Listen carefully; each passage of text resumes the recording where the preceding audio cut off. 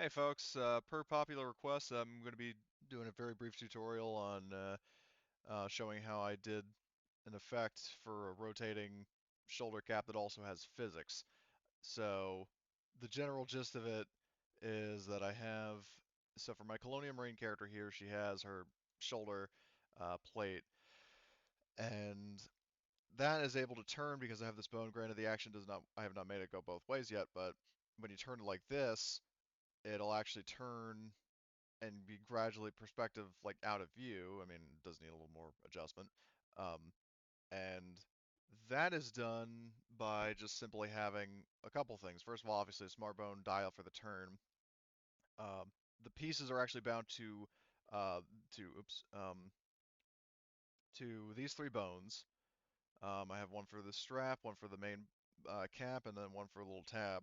And the they're bound, and so these bones actually, these are the bones are actually moving in the smart bone action. I'll show you.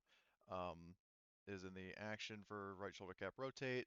You can see that as the dial turns, the bones move, and that brings everything else with it. So, um, as for the movement, I have them set up to where these have where is it? Bone constraints. So if I turn on bone dynamics, I mean, I've got decently high numbers, at least compared to what I usually work with. And what that'll do is I have these other bones. Let's see if I can select it. These two for the shoulder, like for the masks. If I turn on bone dynamics for those, I'll do that on frame zero. Turn on bone dynamics for those guys. The end result is that when the arm moves, and then I'll just move it down, the pieces will actually jiggle around, but not actually, flap around wildly, and they retain their shape pretty quickly. Um, so just show that again, how they shake around, and depending on what pose, like for example, I could move it like this, and it would still move around. As for how the mask is actually made, we'll go back to frame zero again.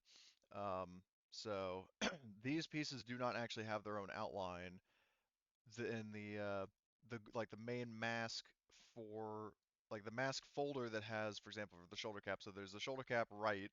This has all the actual artwork. The cutter is basically just the mask, and the shoulder cap masking has an animated outline in the same color as all this other stuff. So even when the mask is turning, like even when the piece is turning, you'll note that it still has the outline.